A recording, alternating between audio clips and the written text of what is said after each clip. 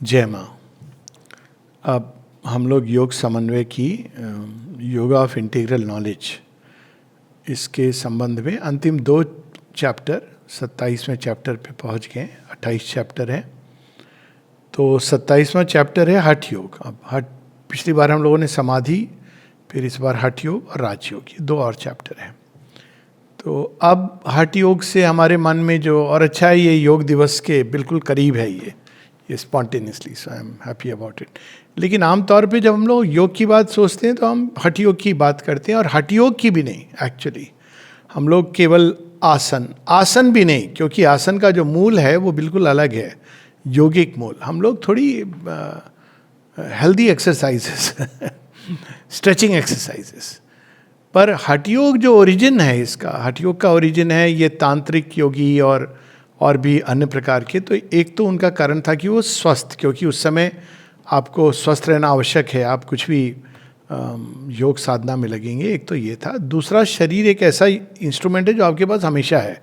हर किसी के लिए माइंड और माइंड को कंसंट्रेट करना, या हृदय में भाव उनको मोड़ना, भगवान का काम, ये सब कठिन होता है। लेकिन शरीर आप हमेशा एक यान है, वाहन है, यंत्र है, तो वो एक हैंडी चीज़ है जिस पर आप काम कर सकते हो। तो बहुत पुराना है, प्राचीन है हठ योग। और इसमें हठ इज नॉट हट करके कोई चीज़ करना है, that's not what it means. तो इसमें सूर्य और चंद्र नाड़ी की बात है, और मुख्य रूप से ये शरीर को यंत्र बना के। तो अगर हम योग को देखें तो ये एक इवोल्यूशनरी ग्रेडेशन बनता है इससे। तो हठ योग में शरीर है जो मुख्य आपका इंस्ट्रूमेंट है योग के लिए, और प्राणायाम भी है, प्राण को इंक्लूड करते हैं। जो ओरिजिनल हठ योग सिस्टम है उसमें प्राणायाम इसमें इंक्लूडेड है। फिर आता है राजयोग, जो माइंड को, मुख्यतः वो माइंड को एक इंस्ट्रूमेंट के रूप में उपयोग करता है। फिर आता है त्रिमार्ग, जो अब अध्यात्म योग की तरफ जा रहा है, जिसमें आप भाव, प्राण यानी जो हमारे कर्म है, भाव कर्म यानी संकल्प, और साथ में ज्ञान, इन तीनों को उपयोग में लाया जाता है। ये गीता में हम देखते हैं। उसके भी और आगे जाएं तो श्री अरविंद सुप्रामेंटल योग की बात करते हैं, जहाँ सब कुछ उल्टा हो जाता है, यानी अब वहाँ पे डिवाइन आपके लिए योग कर रहे हैं। तो ये एक पूरा एक ग्रेडेशन है। जब हम शरीर को माध्यम बना के योग कर रहे हैं तो वो हठ योग है। जब हम माइंड को, मन की कैपेसिटीज़ हैं उसको माध्यम बना के, जब हम मेंटल विल को माध्यम बना के जब योग कर रहे हैं तो वो राजयोग है। ये दोनों पुराने हैं, क्योंकि ये शुरू में मनुष्य उसके ही प्रति सचेत होता है। फिर जब आप इनर बीइंग के प्रति सचेत होते हैं कि नहीं, हमारे संकल्प भी हैं, भावनाएं भी हैं, हमारे विचार और विचारों की उड़ान है, तब ये ज्ञान योग, भक्ति योग, कर्म योग, और उसके बाद गीता जो समन्वय का योग, ये सब आते हैं।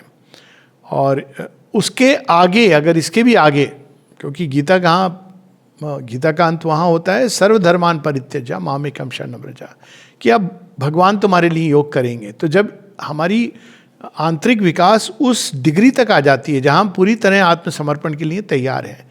श्री अरविंद यही कहते भी हैं कि इस योग का प्रारंभ आत्मसमर्पण से होता है, जो गीता का एक अंतिम महावाक्य है। तब ये श्री अरविंद का योग, जिसको हम आध्यात्मिक या अतिमानसिक योग कह सकते हैं।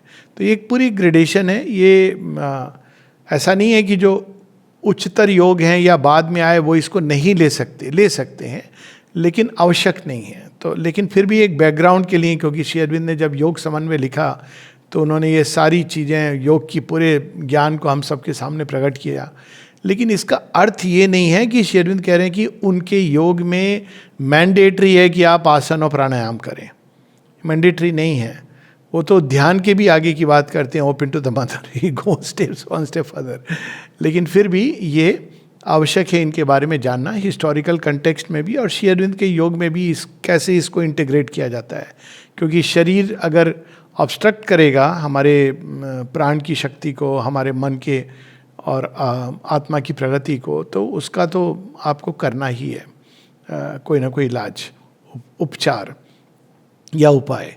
अब एक चीज, इसको पढ़ने के पहले सीमा का एक कन्वर्सेशन है जिसमें वो कहते हैं कि वन मे डू हठ yoga and Raj yoga but not be yet spiritual, स्पष्ट रूप से। तो अब यहाँ पर एक समस्या शुरू होती है।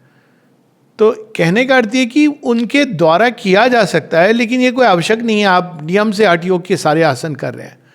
But you may not be spiritual. अगर हम इसको अपने स्क्रिप्चर्स में जाके देखें तो रावण से बड़ा हठ योगी कौन था? लेकिन it doesn't mean he was spiritual. राजयोगी भी था रावण, उसकी मेंटल कंसंट्रेशन, मेघनाद इत्यादि को इतनी पावर्स थी उनको जो आई थी। हठ योग और राजयोग से बहुत सारी शक्तियाँ हमारे उसमें आती हैं परिधि में, पर इसका अर्थ ये नहीं कि it is necessarily leading us to spiritual evolution. ये हमें पता होना चाहिए।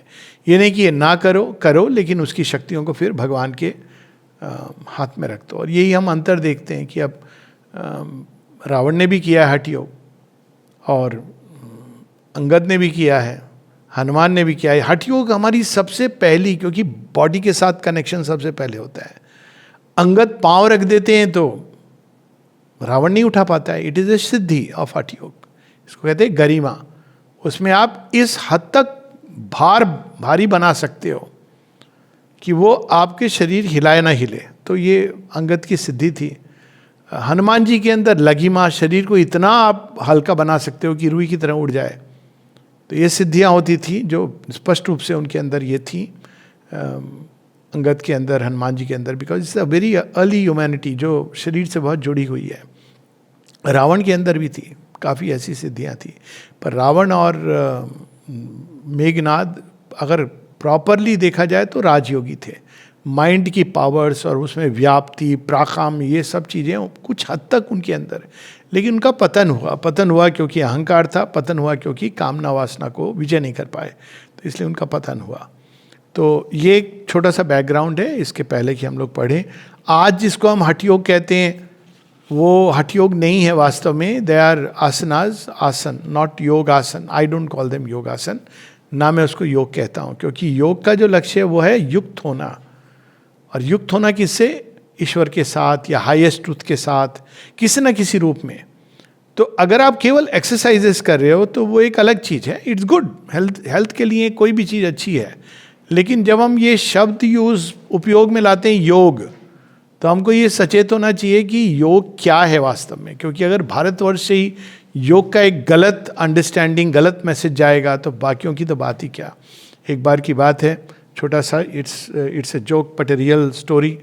रोज़ सुबह हम लोग जाते थे 5, साढ़े 5, सवा 5 बजे। सेंटर था बेंगलोर में, तो वहाँ जाके हम लोग, श्री अरविंद के रिलिक्स भी थे, तो जाके पोछा करना, चित्र वगैरह साफ करना, फिर उसके बाद पुष्प वगैरह सजाना जैसे यहाँ पर होता है। उसके बाद हम लोग थोड़ी देर ध्यान करके वापस आते थे।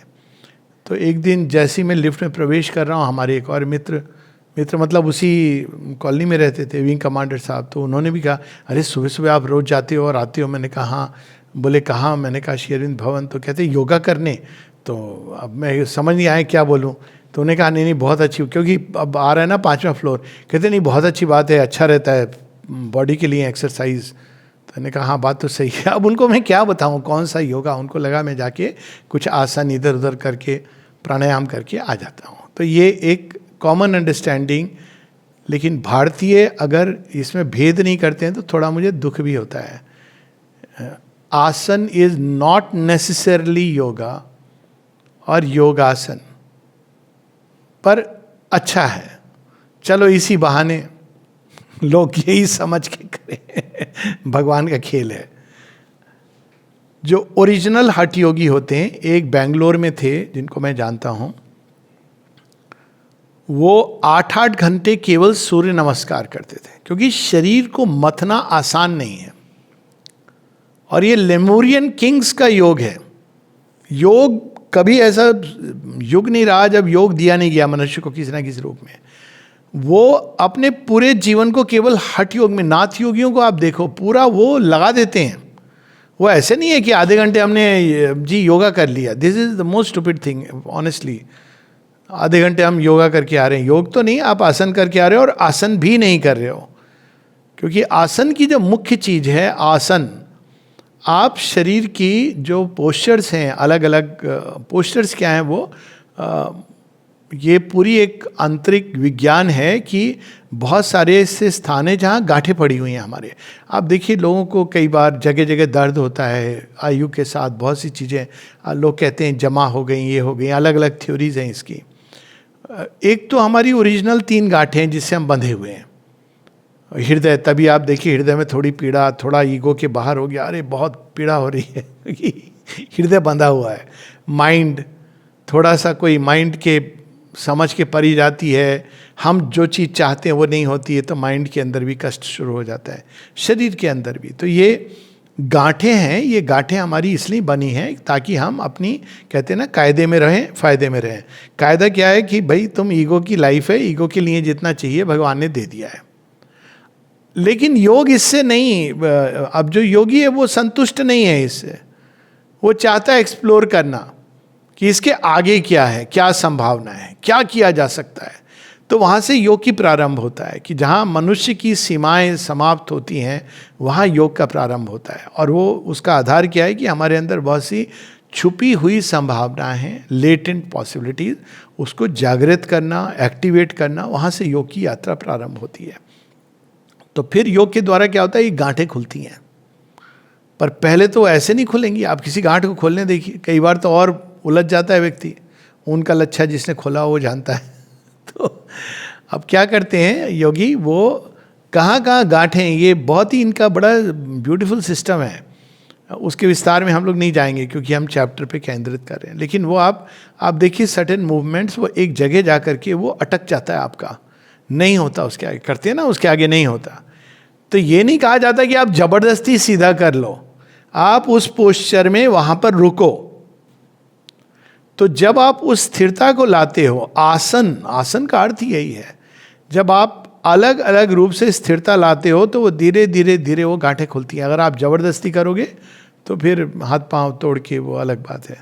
और धीरे धीरे इसको बरसों घंटों लगाते हैं हठ योगी, यहाँ तक कि उसके बाद तो क्या क्या नहीं कर पाते हैं, but that behind that is decades of sadhana. और तब वो इस तरह की चीज़ें करते हैं। और जहाँ पर आपका शरीर की ऊर्जा स्थित होती है, तब आप क्या करेंगे, जहाँ पे आपको पेन हो रहा है तो वहाँ पे आपकी ऊर्जा नहीं जा रही है आगे, एक तरह से गांठ पड़ी है। अब आप उसको कॉन्सेंट्रेट करके केंद्रित करते हैं टुवर्ड द हायर गोल्स। अब धीरे धीरे वो आपकी जो विल है, संकल्प है, जो शरीर के ऊपर काम कर रहा है, वो गांठ खुलती है।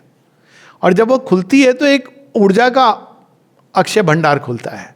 ठीक वैसे जैसे चाबी तो छोटी होती है कमरे को खोलने के लिए, लेकिन जब आपने खोल दिया तो एक बिल्कुल कमरे के अंदर क्या क्या है। तो इसी तरह से ये सिद्धियां, जिसमें मुख्यतः 4 हैं, अनिमा, महिमा, लघिमा, गरिमा, ये 4 हैं जो मुख्य हठ योग की सिद्धियां हैं।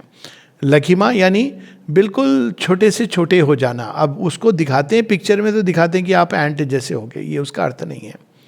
लघिमा ये इसकी आप इतने हल्के हो जाते हो कि आप ऑलमोस्ट उड़ सकते हो। वहीं से आती है उत्थापना सिद्धि।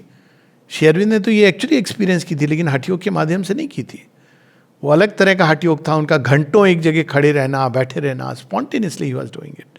तो उसमें एक बार जेलर ने देखा कि उनका पूरा शरीर उठा हुआ था और लेफ्ट नी है एकदम। श्री अरविंद तो साइंटिस्ट की तरह बताते हैं, no it is not true. उसने बताया कि वो रूफ को टच कर रहा था, उन्होंने कहा that's not true, the left knee was raised about 6 inches and the right knee was raised about 1 feet, but raised it self is strange. तो लघिमा।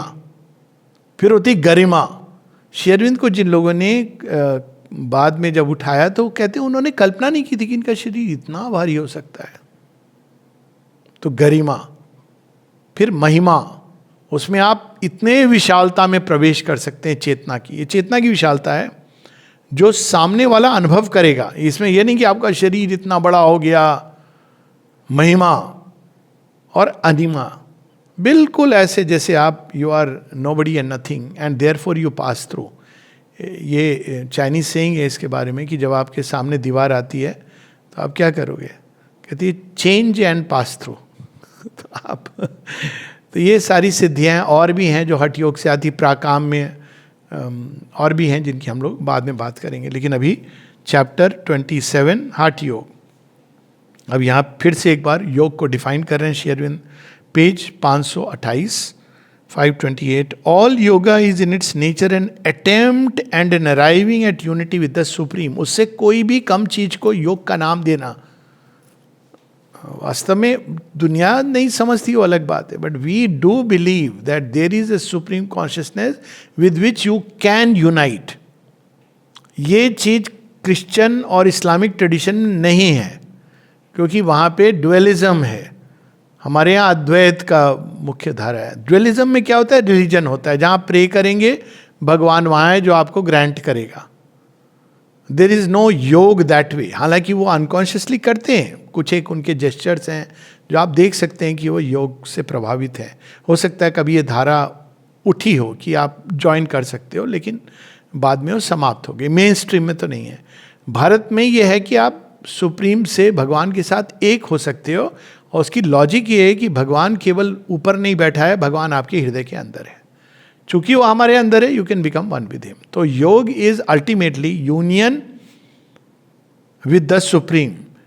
अब यहां यूनियन और यूनिटी दो शब्द यूज किए गए हैं. Unity with the being of the supreme, unity with the consciousness of the supreme, unity with the bliss of the supreme. पूरी तरह सच्चिदानंद. और if we repudiate the idea of absolute unity, at least at some kind of union, अगर हमको लगता है unity, तो unity मतलब कोई भेद नहीं बचा, तो यूनियन. यूनियन क्या होती है? एक संधि होती है कि अब हम इससे जुड़ गए हैं. Union of states.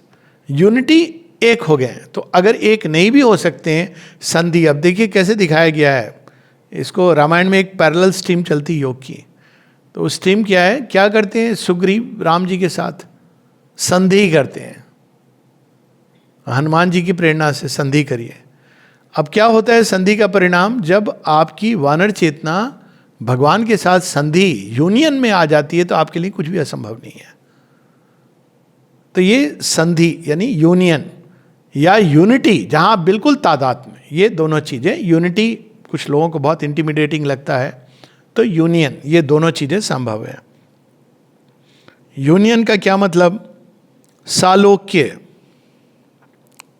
Live in one status and periphery of being with the divine. भगवान जैसे ही, भगवान से एक नहीं, जो कुछ इंद्र की कहानी में भगवान जैसे ही बन जाना, या और in a sort of indivisible proximity, सामीप्य. आपको पता नहीं चल रहा है किसी को. अब देखिए वो माता सीता क्या करती हैं जब रावण आता है सामने, वो थ्रेटन कर रहा है, तो क्या करती हैं? उठाती हैं तृण को, कहती है इसको क्रॉस मत कर देना गलती से. अब वो देख नहीं पा रहा है कि कहाँ है. तो ये वैसे ही महिमा. तो आपके चारों तरफ वो चीज़ रहती है जो अनुभव आप भी करते हो, और यदि चाहे तो कोई और भी इसको अनुभव कर सकता है. It is very very powerful, very powerful. उस अवस्था में अगर आप कुछ कहते हो तो आसपास जो भी है परिवेश वो महसूस करता है उसको, because you are in a state of union with the divine, if not unity. This can, अब आगे उसको बता रहे हैं कि this can only be gained by rising to a higher level and intensity of consciousness than our ordinary mentality possesses. समाधि, क्योंकि पहले हम लोगों ने समाधि पर पढ़ा था कि इसमें तो इस घेरे में नहीं है, वो आपको इसके बाहर निकलना है. तो इस घेरे में तो पूजा हो सकती है, रिलीजन बन सकता है, लेकिन अगर आपको भगवान से एक होना है तो आपको इस माइंड के घेरे में, चेतना के घेरे से बाहर निकलना है, ऊपर उठना है. उसको समाधि, क्योंकि हम लोगों ने पढ़ा था, as we have seen other offers itself as the natural status of such a higher level and greater intensity. तो उसमें क्यों है हायर लेवल और ग्रेटर इंटेंसिटी में समाधि? क्योंकि हम बेयर नहीं कर सकते उस इंटेंसिटी को. वो इंटेंसिटी बढ़ते बढ़ते जब वो जुड़ जाती है सुप्रीम के साथ, तो उसके बाद वो पूरी दुनिया, वो कहते हैं ना, एक जगह बताते भी हैं और भी जगह, सब जग जल हो जाए. आपको कोई उसका मेजर, सब एक पॉइंट आता है, तो वो समाधि. ये नहीं कि हर एक योग में आवश्यक है, बट ये यहाँ पे वो समाधि, हठ योग, राजयोग, इसकी बात कर रहे हैं.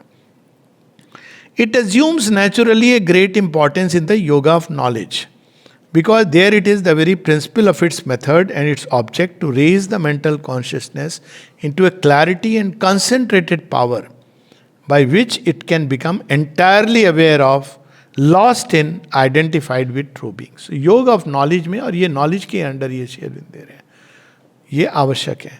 But there are two great disciplines in which it becomes of an even greater importance to these two systems, to Raj Yoga and Hatha Yoga, we may well now turn. So, ज्ञान योग, राज योग, हठ योग में समाधि का बहुत बड़ा.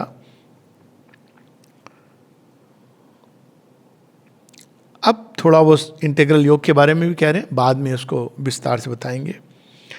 At the same time, it will not be necessary for us to do more than regard the spirit of their gradations in passing. For in a synthetic and integral yoga, they take a secondary importance. समाधिस्थ हो जाना, समाधि लग गई, integral योग में आवश्यक नहीं है. कहेंगे क्यों? क्योंकि राजयोग में आप चेतना से चढ़ के वहाँ उस सेल्फ के तरफ जा रहे हो. भक्ति में क्या कर रहे हो? भगवान आपकी ओर आ रहे हैं, आपके हृदय में प्रेम से जुड़ रहे हैं. भाव समाधि होती है, पर ये इंडिस्पेंसिबल. उसी तरह कर्म समाधि, आप समाधिस्थ अवस्था में कर्म कर रहे हैं. ये तो अर्जुन पूछते हैं श्री कृष्ण से कि जो समाधि में है उसकी भाषा, वो कैसा दिखता है, क्या बोलता है. तो श्री कृष्ण कोई ऐसा बाहरी उत्तर नहीं देते, कोई संकेत नहीं कि वो चुप बैठा रहता है. ये कुछ भी नहीं बताते हैं कि वो आलती पालती में बैठा है. नथिंग. ये कि भाई जो स्थित प्रज्ञ है, जो समाधिस्थ है, उसकी क्या, तो वहाँ पे सारे वो आंतरिक लक्षण देते हैं कि वो इम्पर्सनल होगा. उसकी पूरी तरह उसके अंदर ज्ञान का स्रोत बहता रहेगा, उसके अंदर प्रेम जागृत रहेगा. लेकिन कौन सा प्रेम? विश्व बंधुत्व का प्रेम. ये सारे उनके इंटरनल साइंस होते हैं. 6 लक्षण देते हैं, इक्वानिमिटी की बात करते हैं, कोई भी बाहरी लक्षण नहीं देते हैं. तो इसमें मुख्यतः ज्ञान योग, हठ योग, राजयोग में समाधि का बहुत इंपॉर्टेंस है. लेकिन श्री अरविंद के योग में या गीता के त्रिमार्ग में it is is very secondary. अगर हो लग गई तो लग गई, इसलिए सहज समाधि कहा गया उसको. अब करते करते अगर आप समाधिस्थ अवस्था हो गई तो हो गई, but it's not what is sought. But there aims have indeed to be included. उच्च चेतना में चढ़ना, भगवान से जुड़ना, ये है, लेकिन not through this process. But their method can either altogether be dispensed with or used only for a preliminary or else a casual assistance. Method, ये बहुत फेमस, बड़ा इंटरेस्टिंग एक डायलॉग है जिसको आमतौर पे लोगों को समझना कठिन होता है. वो है जब गुरु नानक देव की गोरखनाथ से मुलाकात हुई. वो नाथ संप्रदाय में तो समाधि का बहुत बड़ा वो है, एक प्रकार का वो हठ योग. और हठ योग में आपकी ईगो भी बहुत बढ़ जाती है, पर वो उसको यूज़ करते हैं. दे डोंट कि हाँ एवरीथिंग इज पॉसिबल. लाइक जैसे अंगद ने पाँव हटा दो, it is used for some higher purpose. तो गुरु नानक उनको ये वो जो सहज योग है वो बताते हैं. It's a very interesting dialogue where he almost initiate तो नहीं कहा जा सकता, पर he almost turns him towards. Guru Nanak जी का योग कोई, अब सिखिज्म को अलग, रिलीजन अलग बात है. इट इज़ एन बिल्कुल पूरी तरह अगर आप देखें तो प्रचलित, उसमें भक्ति और कर्म का मुख्य चीज, मुख्य धारा है. और कहते भी हैं वो सेवा और भजन कर, ये मेन चीज़ है. नाम जप और भजन कर, ये सेवा कर, तो मुख्य रूप से वो उसी से प्रभावित हुआ है. तो ये इंटीग्रल योग में भी. अब हम लोग हठ योग की ओर जाए. इंटीग्रल योग इससे और आगे जाता है, पर अब हठ योग पर फोकस है. हठ yoga is a powerful but difficult and onerous system whose whole principle of action is founded on an intimate connection between the body and the soul. The body is not to the Hatha Yogi in a mere mass of living matter, but a mystic bridge between the spiritual and the physical being. एक चीज बड़ी स्पष्ट हो जानी चाहिए, श्री अरविंद का भौतिक रूपांतरण is not about taking up Hatha Yoga. We may or may not do it, but it's not important at all. इसका प्रोसेस बिल्कुल अलग है. इसमें जो भी आपके शरीर के अंदर गांठें खुलेंगी वो ऊपर से नीचे डिसेंड करती हुई शक्ति से खुलेंगी. और इस तरह का योग आपको वेदों में भी देखने को मिलेगा. जो सूर्ण शिव की कहानी है कि वो बंधा हुआ है स्टेक पर, उसको 3 बंधनों ने बांधा है, माइंड में, हार्ट में, माने हार्ट बोल के नहीं, माथे पर और चेस्ट पर और पाँव में. तो वो बंधा हुआ है सेक्रीफाइस के लिए. और तब वो वरुण देव को प्रार्थना करता है, तो वरुण आकर के उसके माइंड के पाश खोल के ऊपर की ओर फेंक देते हैं. जो चेस्ट का पाश है उसको खोल के चारों तरफ फेंक देते हैं, विशालता में प्रवेश कर जाता है. और जो नीचे पाँव का पाश है खोल करके नीचे फेंक देते हैं। तो मुख्य रूप से इसमें ये बिल्कुल अलग ढंग से हुआ, गांठें खुली लेकिन अलग ढंग से। लेकिन जो हठ योगी है उसके लिए शरीर, और इसीलिए वो शरीर का इतना ध्यान, मतलब purification of the body is so important. उसको ट्रीट करते हैं, इज द टूल जिसके थ्रू आप, जैसे आप राजयोग करेंगे तो माइंड को आपको यम नियम इत्यादि, आपको एक टूल है। आप माइंड के साथ ये नहीं कि मैं कुछ भी करूँगा, जैसे आजकल हो गया ना ये फैशन कि आप आधे घंटे मेडिटेशन का course, this is really really nonsense. योग ऐसे नहीं किया जाता है, बट एनीवेज जिसको भाई पैसे कमाने हैं उसकी बात अलग है। पैसे लेकर के आप 3 दिन का कोर्स कर रहे हो, 7 डे कोर्स कर रहे हो, यू कैन नॉट डू हठ योग एंड राज योग और एनी योग लाइक दैट। उसकी एक इवोल्यूशनरी प्रोसेस है, क्योंकि उसके प्रिलिमिनरी हैं, खासकर राजयोग और हठ योग में प्योरिफिकेशन, हर योग में, और वहाँ पे श्री अरविंद हमें ले जाएंगे। अब यहाँ पे वो ऐसी चीज बता रहे हैं जो हठ योगिन कहीं नहीं लिखते, पर उनका तो श्री अरविंद तो अपनी दिव्य दृष्टि की बात।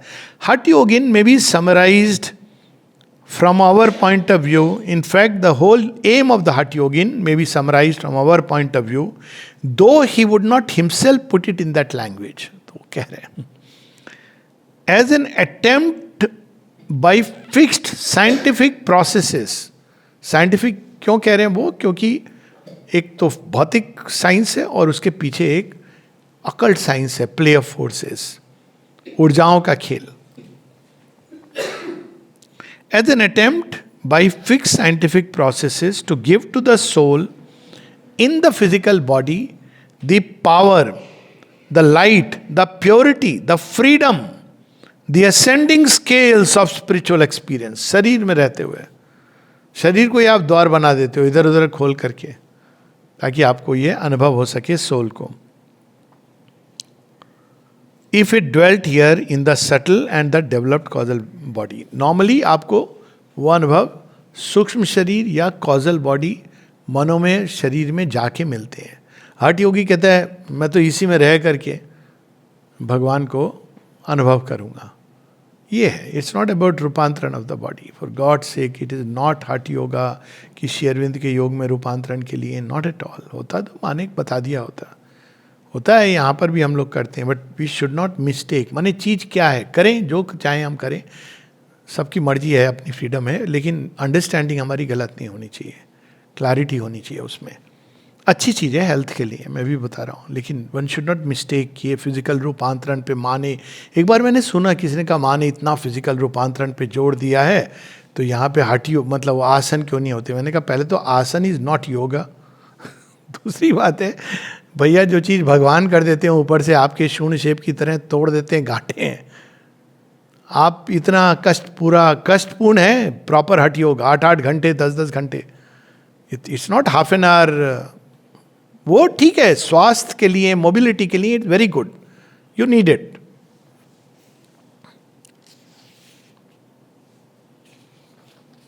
अब अंत में वो कह रहे हैं यही बात, हठ योग also is a path, though by a long, difficult and meticulous movement, dukkham aptam to the supreme. क्योंकि आप बिल्कुल जहाँ जड़े ना वहाँ से उखाड़ करके, लेकिन भक्ति क्या करती है, रस डालती है हृदय के, उससे जाके जड़ों में चला जाएगा। ज्ञान क्या करेगा, प्रकाश डालेगा, जैसे चीज़ें अपने आप खुलने लगेंगी। और सुपरामेंटल योग तो जो करेगा भगवान करेंगे, माँ करेगी, पर आपको खुले रहना है। जो प्रोसेस है वो जैसी भी हो आपको पूरी, इसीलिए श्री अरविंद अंत में एक ही चीज का एक ही शब्द लेते हैं, वो हम लोग करेंगे जब इंटीग्रल योग पर आएंगे, कल्याण श्रद्धा। If you see all that he mainly emphasize in कल्याण श्रद्धा। जो भी आपके जीवन में हो रहा है श्रद्धा आपकी अडिग रहेगी, कल्याण वो कल्याण ही है, ये आप रखेंगे, खुले रहेंगे, शी विल डू दैट। मतलब उस सेंस में ये एक इम्प्रोवाइज्ड काफ़ी आगे की चीज़ है। अब कहते हैं प्रत्येक योग में ये 3 चीज़ें मुख्य होती हैं। All yoga proceeds in its method by 3 principles of practice, purification, concentration, liberation. ये 3 चीज़ें। अब मैं क्यों ये जो कोर्सेज होते हैं 5 दिन के 10 दिन के, why I speak so much about it rather against it. आप बिना प्योरिफिकेशन के यू आर जस्ट कि हम एक कोर्स सीख लेंगे, इतना रुपया दे के आपके अंदर प्योरिफिकेशन नहीं है तो आपकी एनर्जीज मिक्स्ड हैं. देवी you rouse them. It's like आपने घर में सीधा भगवान को बुलाने की चेष्टा की और सारी गंदगी एक साथ आपने उठा दी. You have to go through that process. इसीलिए अब पतंजलि जी ने जब वो करते हैं तो कितना प्योरिफिकेशन पे उन्होंने स्ट्रेस किया. यम, नियम, निधिध्यासन सभी में है. प्योरिफिकेशन एक बेसिक है, उसका प्रोसेस अलग हो सकता है. तो इन तीनों को शेरविन डिफाइन करते हैं. Purification that is to say the removal of all aberrations. यहाँ मॉरल प्योरिफिकेशन की नहीं बात हो रही है. अंतर क्या है? Morally it is perfectly fine to have whatever lustful relation between you and your wife. Morally it's perfectly sanctioned. A hot yogi cannot engage in that. Morally it's perfectly fine कि आप काम कर रहे हो, पैसा आपको मिल रहा है, आप बड़े खुश हो गए, भाई हम ईमानदारी का पैसा कमा रहे हैं. योगी नहीं कह सकता कि मैं ईमानदारी का पैसा, उसको तो इस भाव से जीना है कि मेरा है ही नहीं. समस्या है. मतलब योग गोज मेनी स्टेप्स फर्दर. तो जो भी ऑब्स्ट्रक्ट उसमें मेन है ईगो एंड डिजायर, लस्ट, भय, माने का है भय. Fear is the greatest impurity. Obstructions brought about by the mixed and irregular action of the energy of being in our physical, moral and mental system. ये जो mixture है उसको हटाना. और श्री अरविंद देखिए कहते हैं it takes at least 12 years to even the best of yogins and in many it takes much longer. पहले तो हम रिकॉग्नाइज ही नहीं करते हैं. हमने थोड़ी देर ध्यान कर दिया, थोड़ी पूजा कर दी, घंटी बज गई, थोड़ा आसन कर लिया, आज हमारा कोटा पूरा हो गया योग का. बिना प्योरिफिकेशन के योग रियल सेंस, क्योंकि जो अनुभव होंगे भी ऐसा नहीं होंगे, पर वो अनुभव आपके चले जाएंगे, बिखर जाएंगे, इधर उधर चले जाएंगे. दे विल नॉट स्टेबिलाइज, क्योंकि ये मुख्य समस्याएं डील नहीं हुई हैं. Second is concentration. कंसंट्रेशन का अर्थ क्या है? Bringing it's full intensity and the mastered and self-developed directed employment of that energy of being. इसका मतलब क्या हुआ? कंसंट्रेशन ऐसा होना चाहिए आप भीड़ में भी, क्राउड में कंसंट्रेट कर सको. माता जी ने एक बताया था ना किसी के साथ कि कोई बड़ा mother I get disturb because वहाँ ऊपर बड़ी कारपेंटर बड़ा ठक ठक ठक ठक ठक ठक करता है. तो माने कहा my child one can concentrate on the battle field. Concentration तो ये होता है, आप कहाँ जहाँ करना है तो फिर आप जिसको करना होता है वो वेट, ये नहीं कि आप बैठ गए सड़क के बीचों बीच तमाशा बन के. आप कहीं पर भी, रेलवे स्टेशन हो, भीड़ भाड़ हो, बल्कि उसमें कई बार बहुत अच्छा होता है because you are totally unconnected. But even in family life, even in house, everywhere you can concentrate. तो कंसंट्रेशन इज एन इंटेंसिटी जो डेवलप होती है, आपको पूरी चेतना को, ऊर्जा को संग्रहित करके जोड़ देती है लक्ष्य के साथ. और तीसरा है लिबरेशन. लिबरेशन का क्या अर्थ है? Release of our being from the narrow and painful knots of the individualized energy in a false and limited play which at present are the law of our nature. अब यहाँ पर शरीर की बात नहीं, एक जनरल है. तो लिबरेशन क्या होगा? फॉल्स एंड लिमिटेड नैरो पे, अरे उसने मुझे ऐसा कह दिया, मेरे बहुत दुख लग रहा है. अब दिनों दिन उस दुख में आपको लगना ही नहीं चाहिए. माता जी से एक बार किसी ने लिख के पूछा था, mother I feel very insulted when somebody says this.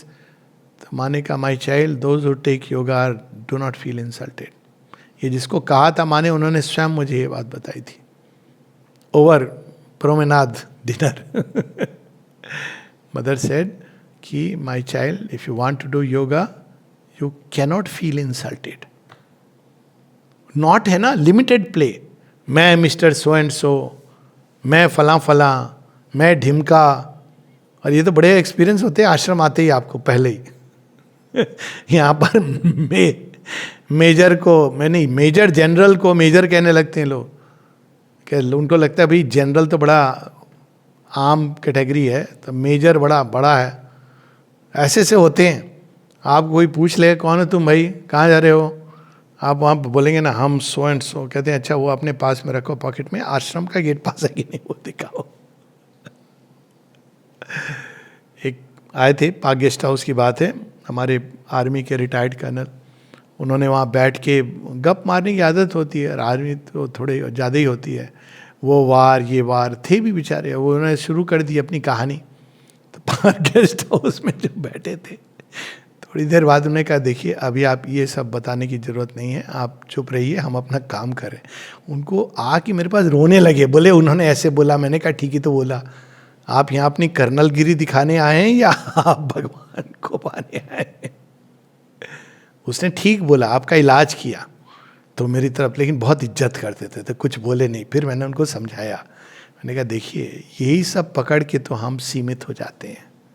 आप जीवन भर केवल एक रिटायर्ड कर्नल रहना चाहते? बोले नहीं। मैंने कहा तो फिर छोड़िए। तो देखो यही है लिबरेशन इज दैट। ये जो फॉल्स आइडेंटिटी जिससे हम चिपके रहते हैं, कोई आपके शरीर को देख के बोलते अरे बड़े अजीब लग रहे हो, 75 के लग रहे हो, 80 के लग रहे हो, या कम लग रहे हो, या काले लग रहे हो, गोरे लग रहे हो, अरे क्या है को भाई, क्या फर्क पड़ता है, बीमार लग रहे हो। So you are freed from all that is liberation. आप तो मूर्ख हो, ठीक है कोई बात नहीं। आप क्या हो, ये भगवान की प्रॉब्लम है, हमारी भी नहीं है। ये प्रॉब्लम भगवान की है कि आप क्या हो, आपकी प्रॉब्लम नहीं है। किसी और, कोई और अगर इस प्रॉब्लम को लेके, आपकी प्रॉब्लम लेके वो अपने दिमाग में चला रहा है तो ये उसकी प्रॉब्लम है कि भाई तुम्हें यही लग, तुम पूरे जीवन मेरे ऊपर ही मेडिटेट करते रहो कि आप तो बड़े मूर्ख हैं। अच्छी बात है, आप कम से कम मूर्खता के सत्य को तो रियलाइज कर ही लोगे। It is like that, you are freed, that is called liberation. अब उसमें बताते हैं कि आसन और उससे प्राणायाम जुड़ा हुआ है, दोनों चीजें जुड़ी हुई हैं। The hatha yogic system of आसन, अब इसमें कहते हैं कि बहुत सारी इससे लाभ होते हैं, जैसे फिजिकल नेचर जो लिमिटेड है, लिमिटेड लाइफ एनर्जी, जब वो आपको ज़्यादा लाइफ एनर्जी, तो हीलिंग कैपेसिटी बढ़ जाती है आपके अंदर बहुत जल्दी। क्योंकि अधिकतर रोग क्यों टिके रहते हैं शरीर में, क्योंकि आपके गांठें लगी हुई हैं। आप जब खोल देते हो प्राणिक ऊर्जा का स्रोत, तो वो आपको हील करता है, और ऐसे ढंग से हील करता है कि आपको स्वयं आश्चर्य होगा कि ये चीज़ कैसे ठीक हो गई। तो वो अंदर ही आपकी हीलिंग कैपेसिटीज़ हैं, लेकिन वो बंद हैं, ब्लॉक्ड हैं। तो डॉक्टर साहब, तो डॉक्टर तो खोलेगा नहीं ना एनर्जी, उसको तो अपना एनर्जी खोलना है। तो वो आपसे आइए 15 दिन में दवाई लेते जाइए, फीस वहाँ जमा कर दीजिए। अब वो बेचारे को अपने बच्चों का देखभाल करना है। I mean, लेकिन आप अंदर में कर सकते हो। तो hatha yogi is one of the processes by which the body can bear much more. फिर इम्प्योरिटी जाने लगती हैं, जो सारे इम्पैक्ट होते हैं दुनिया के, वो इस रथ पे छाप छोड़ते हैं, वो सब हठ योगिन के अंदर से, because the flow of energy. With all this hatha yoga has to deal. The hatha yogic system of asana has at its basis two profound ideas which bring with them many effective implications. The first is that of control by physical immobility. The second is that of power by immobility. तो आसन का अर्थ ये होता था, जो original आसन करने वाले बहुत कम हैं, इसीलिए मुद्राएं आती थी, बंद आते थे, ये सब इसका हिस्सा था, पैकेज है। तो उसमें आप जब, अगर आप उसमें टिक गए तो फिर क्या होता है, वो अपने आप उसके अंदर चीज़ें खुलती हैं, और हायर एनर्जी नहीं but greater forms of energy. अब वहाँ पर वो बताते हैं कि हमारे प्राण के बारे में भी, योगिक पैसिविटी वेदर ऑफ माइंड और body is a condition of the greatest increase position and continence of energy. बैठा हुआ है, यही 36 चेम्बर्स ऑफ शाओलिन जिसकी कहानी हम लोग उस दिन कह रहे थे, वो बैठा हुआ है, लेकिन उसके अंदर जो एनर्जी का एक्यूमुलेशन है ना, वो फूंक से उड़ा सकता है। और हठ योगियों ने किया हुआ है। ये राम मूर्ति देखिए, उन्होंने क्या, उनको तो लिटरली भीम, कलयुग का भीम कहते थे, उपाधि दी गई थी। और क्या किया था उन्होंने, इम्पॉसिबल सा फीट जब, और वो अपनी श्वास को रोक लेते थे पानी के अंदर भी जा करके बहुत देर तक। तो वो इम्पॉसिबल सा फीट उन्होंने स्पेन में किया, बुल फाइट में। लोगों ने उनको कहा कि आप बुल फाइट में उन्होंने कहा नहीं आई एम नॉट इंटरेस्टेड। वो बेचारे जीव को क्यों, वो बेचारे जीव की सोच रहे हैं। तो उन्हें कहा नहीं फिर भी जब बहुत भारत का, तो भारत की बात बोली तो ही गॉट इन, ठीक है भारत की अगर बात होगी तो ही गॉट, ही स्टूड। आप देखिए, आपने देखी होगी bull fight, I think by and large everybody is conversant. ये रियल स्टोरी है, आप विकीपीडिया पे जाके सर्च कर लीजिए। तो वहाँ से बैल भागता हुआ आ रहा है, ये वहाँ खड़े हुए ऐसे करके खड़े हुए हैं। बैल एकदम करीब आ गया, इन्होंने हाथ बढ़ाया, उसको रोक दिया, वो कुछ नहीं कर पा रहा है, नेक्स्ट हाथ ऐसे टर्न किया, गिर पड़ा। उसके बाद he didn't have the heart to do anything more. That's how he got the उपाधि ऑफ कलयुग का भीम। अब भीम क्या करते होंगे आप कल्पना कर लीजिए। और ये सब उन्होंने सिद्धि प्राप्त की थी जब वो नागलोक जाते हैं पानी के अंदर जलमग्न की, ये दुर्योधन को भी ये प्राप्त थी, ब्रेथ पर इतनी मास्टरी। क्योंकि आप ब्रेथ क्या है, ब्रेथ एक डिवाइस है, वो भी श्री अरविंद यहां बता रहे हैं।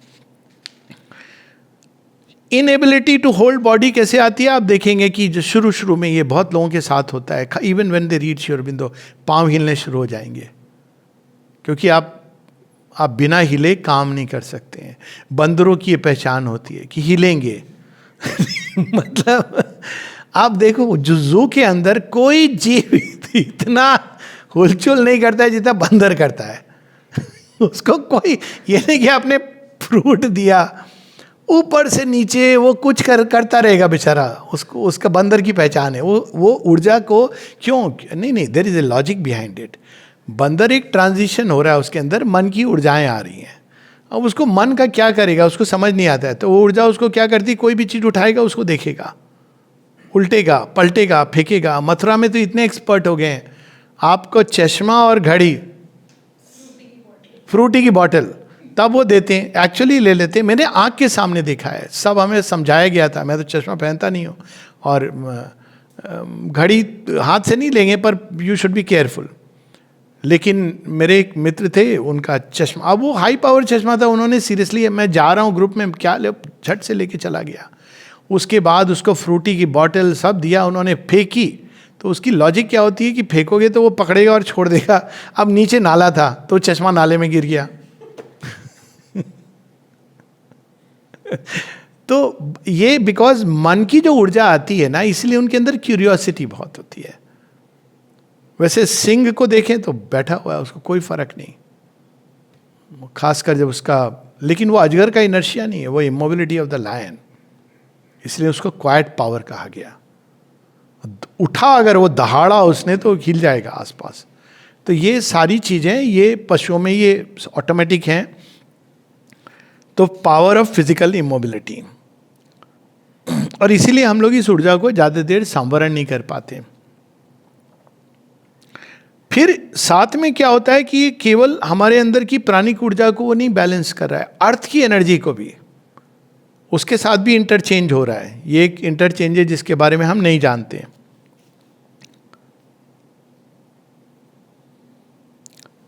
In the consequent interchange and balancing between the movement and interaction of the vital energies normally at work in the body and their interchange with those which act upon it from outside, whether the energies of others or of the general pranic force variously active in the environment, there is a constant precarious balancing and adjustment which may at any moment go wrong. इसलिए बहुत ज़्यादा integral योग में भी माने तो बहुत ही cinema क्यों दिखाया जाता है यहाँ की, ये नहीं कि सिनेमा देखने में कोई बुराई है, माँ बाहर मना करती थी। क्योंकि जब आप बाहर सिनेमा में जाते हैं तो unless you are a siddha yogi, you are exposed to all the energies of all the people who are in that environment, और फिर वो आपको इम्पैक्ट करती है। इसे is a transaction going on. और अगर इसको माने खास कर का सेक्सुअल एक्टिविटी में ये बहुत इंटेंस हो जाती हैं, क्योंकि तब तो आपने खुली छूट दे दी है कि चलो तुम्हारी ऊर्जाएं मेरे अंदर, मेरी तुम्हारे अंदर। तो इसलिए योग में कई बार सिंगल पार्टनर की बात इसलिए की जाती है क्योंकि आपका नहीं तो वो ऊर्जाएं जगह जगह कहाँ से आ रही हैं। आप ओशियन बन गए हैं तो बात अलग है, पर by and large it's like it has its dangers because you these interchange with the environment. इसीलिए सत्संग की बात कही जाती है, इसलिए हर जगह जा कर के again perfected yogi can do anything, पर one should know the limits कि भाई हम प्रीमेच्योरली कोई चीज कर रहे हैं तो it can be dangerous and harmful. Every obstruction, every defect, every excess, every lesion creates impurities and disorders. Nature manages it all well enough for her own purposes. जिंदगी में ऑर्डिनरी चीज़ों के लिए ज़रूरत नहीं है योग की। when left to herself. But the moment the blundering mind and will of the human being interfere with her habits and her vital instincts and intuitions, especially when they create false or artificial habits. माँ बताती है ना कि वो बंदर को जब किसी ने अल्कोहल पीने को दिया, उसने टेस्ट किया, ना केवल फेंका, उसके बाद उसने कभी उसको टच नहीं किया. हमारा माइंड कैसे, अरे it's a in thing, it's cool. तो अपनी हैबिट्स हमारी सारी, जो नेचर अपने अंदर जो चीज़ों को नॉर्मल कोर्स में, नेचर एक बैलेंस रखता है. अगर आप कुछ नहीं, केवल नेचर के हिसाब से, आपका नेचर बता देगा कौन कौन पिएगा वो इतनी कड़वी चीज को. और जिसके बाद ये नहीं कि आप कोई जागृत हो गए, आप मतलब आपका दिमाग घूम रहा है आपकी वो, लेकिन माइंड कैसे डिस्टॉर्ट करता है. अरे फ्रीडम है हमारी, हम जो चाहे करें. आप स्लेवरी की ओर जा रहे हो, उसको फ्रीडम कह रहे हो. सोचो, it's slavery. Similarly people abuse now it is, it's trendy. तो कहते हैं it's my freedom. You are losing your freedom precisely by being abusive, क्योंकि आप ये वोकल इंस्ट्रूमेंट का मिसयूज कर रहे हो. लेकिन ये चीज़ें एक एवरेज व्यक्ति को नहीं समझ आती हैं. अब हठ योगी के लिए ये सब इंपॉर्टेंट हो जाती हैं. Therefore, the first necessity of a greater status or action is to get rid of this disordered restlessness, to still the activity and to regulate it. अब देखिए, आप जब यहाँ काम करते हैं ना आश्रम के कंटेक्स्ट में 6 घंटे 8 घंटे, अब आप because you are working for the mother, कहीं ना कहीं you are not working for money और फॉर समथिंग एल्स, तो वो अपने आप आपकी एनर्जीज अब चैनलाइज होने लगी, खुलने लगी, कर्म योग की प्रैक्टिस हुई. Later on you can become divine instrument, but that is much later. तो ये सारी चीजें हेल्पफुल होती हैं. फिर वो बताते हैं कि जैसे जैसे फिर रिलीज होती है ऊर्जा, शरीर, मन, प्राण, मन का तो नहीं यहाँ पे, प्राण परफेक्टेड इंस्ट्रूमेंट बनने लगता है. It is freed from its ready liability to fatigue. उसका एक लक्षण ये होता है, कहते हैं ना, देखिए रामायण में कहाँ कहाँ पर है वो परफेक्ट हठ योगी हैं हनुमान जी. तो क्या कहते हैं, जब वो जा रहे हैं छलांग लगा के, ये कहानियों के माध्यम से, तो मैनाक पर्वत निकल करके आता है, कहता है आप थोड़ी देर विश्राम कर ले, मेरे ऊपर कुछ खाना पीना मैं दूंगा. तो तो हनुमान जी क्या कहते हैं, बिना राम के काज के मोहे कहाँ विश्राम. ये होती है एक योगी की रियल अवस्था, कि वो विश्राम, वो काम करना उसके लिए इम्पॉर्टेंट है. वो भगवान की सेवा है, वो वर्कहॉलिक नहीं है, परंतु भगवान के काम को श्रिंक नहीं कर सकता. तो इस तरह उसके अंदर फटीग, क्योंकि अब भगवान ऊर्जा देते हैं. ये नहीं कि he will not sleep, he will sleep, rest, पर फटीग जो होता है, फटीग, बीमारियाँ. माँ एक जगह कहती हैं, जब कोई कहता था बीमार, माँ कहती थी my child has no business to fall ill. यहाँ तक कहा है माने, भाई तुम भगवान का काम करो, उसके बाद भी तुम बीमार पड़े तो ज़्यादा ही कुछ प्रॉब्लम है. मतलब कहीं ना कहीं आपने कुछ किया, एक्सेस या जो भी. It is to be observed also that there are enormous variety of asanas in Hatha Yoga, running in their fullness beyond the number of 80. अब तो let us be very clear, ये 15 आसन जो करते हैं, 5 लेटे, 5 खड़े, 5 बैठे,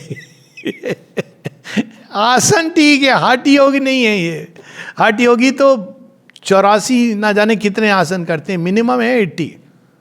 और शेरविंद कहते हैं ओरिजिनल जब ये योग दिया गया था मनुष्य को, Lemurian kings, they were many many more, क्योंकि उनके पास शरीर ही माध्यम था. They were yet to awaken in their inner being. Running in their fullness beyond the number of 80, some of them of the most complicated and difficult character. इसलिए hatha yoga is not meant for everybody, asana is for everybody, again and again. It serves also to alter the relation of the physical energy in the body to the earth energy. तो उसमें क्या होता है, lightening of the heavy hold of the latter, उत्थापना, partial levitation. ये शेरविंद का अपना experience है, सब सिद्धियों का उनका. ब्रीदिंग का स्टॉप होना, heart beat, he has experienced all of this. Savitri में इसका वर्णन भी है. You can continue to live, क्योंकि वो एक मैकेनिज्म है, वो टूल है. अब आप जो प्राण है वो 5 प्राण उसकी डायरेक्ट भी रिसीव कर सकता है. इसलिए कई बार ऐसा हुआ भी है कि भाई कोई इमारत गिर गई, बच्चा दबा रह गया फॉर 5 days। अब लोग इसको स्टडी करते हैं कि एनारोबिक रेस्पिरेशन, पर मैकेनिज्म्स हैं शरीर के अंदर, नॉर्मली वो एक्टिव नहीं होती हैं, और ये तो एक इमरजेंसी की बात है, पर योगी उसको एक्टिव कर सकता है। और जब वो उनको एक्टिवेट कर देता है तो वो बहुत समय तक अगर नहीं भी ले श्वास तो he can continue. But is very very rare. Paul Brunton ने तो एक हठ योगी का डॉक्यूमेंट किया है जो यहीं पास में कहीं था, आई थिंक पता नहीं विल्लुपुरम की तरह या तिरुवन्नमलाई की तरह, आई forgotten, I read his book in search of secret India. वो यहाँ भी आया था, माँ ने मना किया था, don't write anything about this yoga, वो क्या लिखेगा, क्या अर्थ का अनर्थ क्या समझ, but he came took blessings of the mother. उत्थापन और partial levitation, the gross body begins to acquire something of the nature of the subtle body and to possess something of its relation with the life energy that becomes a greater force, more powerfully felt and yet capable of a lighter and freer and more resolvable physical action. आपके शरीर में अतुलित बल धामा, अंजनी पुत्र पवन सुतरामा, रामदूत। अब देखिए कितना सुंदर है, उनके अतुलित बल का स्रोत क्या है? रामदूत अतुलित बल धामा। राम जी के दूत हैं, वो साधारण नहीं है। Powers which culminate in the Hatha Yogic Siddhis or extraordinary powers of Garima, Mahima, Anima and Laghima, जिनकी हम बात कर चुके हैं। Moreover, the life ceases to be entirely dependent on the action of the physical organs and functioning, such as the heartbeats and the breathing. इसीलिए जब इस तरह के किसी योगी की मृत्यु होती है, so called, तो you should allow time। माँ कहती थी minimum 24 hours। सुनते नहीं लोग, वो एक अलग बात है। Simply because cessation of breath and heartbeat does not necessarily means death the way we understand. For a long time it can continue। अब श्री अरविंद के शरीर में देखिए 111 घंटे तक कोई साइंस नहीं आ रहे हैं डेथ के, स्टिफनेस नहीं आ रही है, body is a glow with a light, but breathing has stopped, heart beat has stopped. Even with mother for good about 48 hours, but वो तो रूपांतरण की सिद्धि, वो तो एक अलग ही चीज थी। But moreover, the life ceases to be entirely dependent on the action of the physical organs and functionings, such as the heartbeats and the breathing. These can in the end be suspended without cessation of or lesion to its life. ये सब उनके अनुभव हैं जो उन्होंने। But the first objects of the pranayam are to purify the nervous system, to circulate the life energy through all the nerves without obstruction, disorder or irregularity, and to acquire a complete control of its functionings.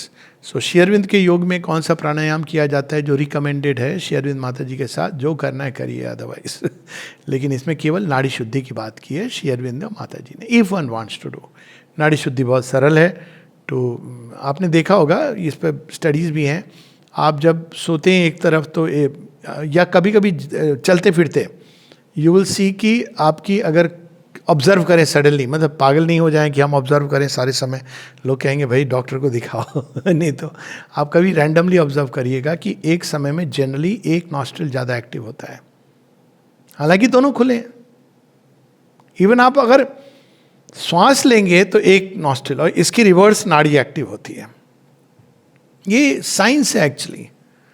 और नींद में आप देखें कि left करवट और right करवट में आपके थॉट्स बदल जाते हैं। ये ट्रिक है एक्चुअली। कभी जब ये हो रहा हो ना कि ये दिमाग में, तो थोड़ा करवट ही बदल लीजिए। हाँ, किसी किसी के साथ ज़्यादा प्रॉब्लम है तो करवटें बदलते रहे सारी रात, हम आपकी कसम, वो अलग बात है। तो माने पूरा ही भर गया है कूड़ा कचरा, पर otherwise just turn some time, because जब ये दूसरी नॉस्ट्रिल पर फोर्स एक्टिव होती है तो आपकी नाड़ी चेंज हो जाएगी। नाड़ी चेंज होगी तो उसका इफेक्ट रहेगा। आइडियल स्लीप में दोनों की बैलेंस होने चाहिए। सुषुम्ना अवेकेंड है तो वो एक अलग बात है, खैर वो एक अलग विज्ञान है, अभी यहाँ पे उसकी बात नहीं करेंगे। कि प्राणायाम को मेनली जो फ्लो ऑफ प्राणिक करंट है सूक्ष्म नाड़ियों के द्वारा, उस पर आपको इस योग में भी देखेंगे आप, एक पॉइंट के बाद खासकर एल्डरली में, see suddenly pains and aches coming up, और लोगों को समझ नहीं आता है क्यों ये हो रहा है। ये इसलिए हो रहा है क्योंकि अब नर्व्स पे आपके प्रेशर पड़ रहा है रूपांतरण का। तो जब प्रेशर पड़ता है तो वो टड़क टड़क कहते हैं ना, वो they start resisting, but it's a process, you have to go through it. अगर आप डॉक्टर के पास नहीं जाएं तो आप इस प्रोसेस में चले जाएंगे. डॉक्टर के पास गए ऑर्थोपेडिक या कोई, तो फिर वो आप दूसरी प्रोसेस में चले गए, घुटना बदलो, ये बदलो, अंत में कहीं भाई शरीर ही बदल लो. और क्या, यही है एंड पॉइंट, तो यही है. सो ये नाड़ी शुद्धि प्राणायाम, और इस प्रकार से शरीर का एक रिद्म. अंत में the prana has according to yogic science a 5-fold movement pervading all the nervous system and the whole material body and determining all its function. Very simple to understand.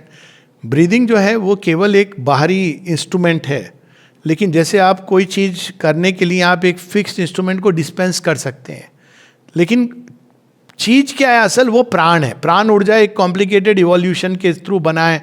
Oxygen ले रहे हैं, फिर वो इसमें जा रहा है, हीमोग्लोबिन के साथ अटैच हो रहा है, लंग्स से मिल करके फिर आपको एनर्जी रिलीज कर रहा है, और वो एटीपी बन रही है. It's a very long complicated system जो इवोल्यूशन की प्रोसेस से आया है. पर एक दूसरा भी सिस्टम है जो हमेशा सूक्ष्म बॉडी, सूक्ष्म जीवन के अंदर है, और आप उसको एक्टिवेट कर सकते हैं. तो वहाँ पर 5-fold प्राण, यानी 5 की जो 5 गति है, एक जो सबसे ऊपर की तरफ देखा होगा, कभी कभी जब हम बड़े खो जाते हैं भगवान के स्मरण में, या केवल एक उच्च कोई पढ़ते पढ़ते होता है ना, घंटों हमको पता नहीं चलता, भूख नहीं लगती, ऊर्जा कहाँ से आ रही है. देखिए, दूसरा है स्पीच के माध्यम से, तीसरा है माने इस लेवल पर, तीसरा है हार्ट में, वो जो बैलेंसिंग करता है. सो दे आर 2 हायर. स्पीच तो डिग्रेड करके उसकी बात नहीं, सब जगह लोअर मूवमेंट पहुंच गया है, माथे के अंदर भी कचरा भर गया, लेकिन वैसे otherwise these are the 2 higher. And then there is, इसलिए स्पीच की इतनी इंपॉर्टेंस, मंत्र का इतना importance. Then there is the balancing. फिर देर आर 2 लोअर मूवमेंट्स. तो एक है जो केवल आपके एम्बिशन, सेक्सुअल एक्टिविटी एकदम लोएस्ट में जाती है, पर एम्बिशन वगैरह से जुड़ी हुई हैं, डिज़ायर्स, नॉर्मल डिज़ायर्स. और last is the sexual activity and food से जुड़ी हुई, जिसमें आपकी रिलीज बॉडीली ऑर्गन से जो मलमूत्र विसर्जन. अब देखिए सब, अब नाम ठीक है उसका, आप उड़ान, व्यान, समान, अपान, वो दैट्स नॉट इम्पॉर्टेंट कि नाम आपको याद हो गया, पर ये मेन है. तो अब कुछ लोग हैं जो हमेशा उड़ान की अवस्था में रहते हैं, दे कॉन्शियसली टर्न अपवर्ड. कई बार उनको इवन यूरिनरी ब्लॉकेज, क्योंकि वो चेतना ऊर्ध्वगामी हो गई है, तो ये भी समस्या होती. मतलब बहुत सारी चीज़ें इससे कनेक्टेड है, पूरा विज्ञान है. बट मेन चीज़ है ये 5-fold करंट है प्राण की, ये बैलेंस्ड होने चाहिए कम से कम एक नॉर्मल ह्यूमन बीइंग के अंदर. तो ये 5-fold मूवमेंट. अंत में he is able to direct the prana through all the nadis और nerve channels of his system. ये 5-fold जो मूवमेंट है, फिर उससे अलग अलग नाड़ी में जा रहा है.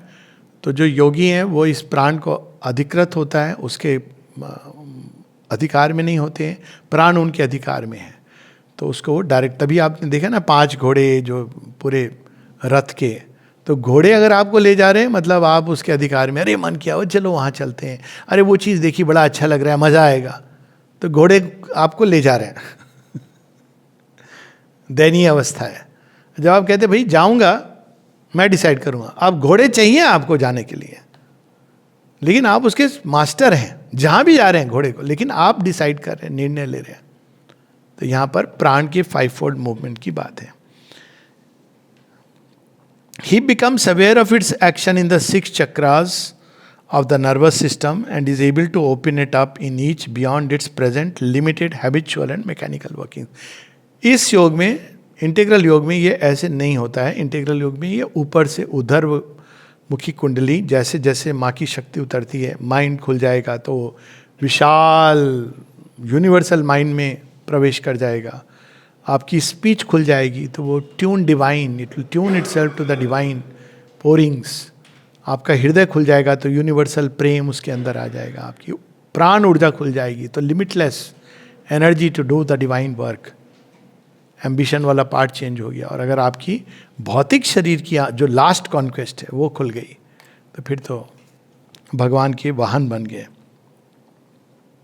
Thus, a complete mastery of the body and the life, and a free and effective use of them, established upon a purification of their workings, is founded as a basis for the higher aims of Hatha Yoga. Jai Ma.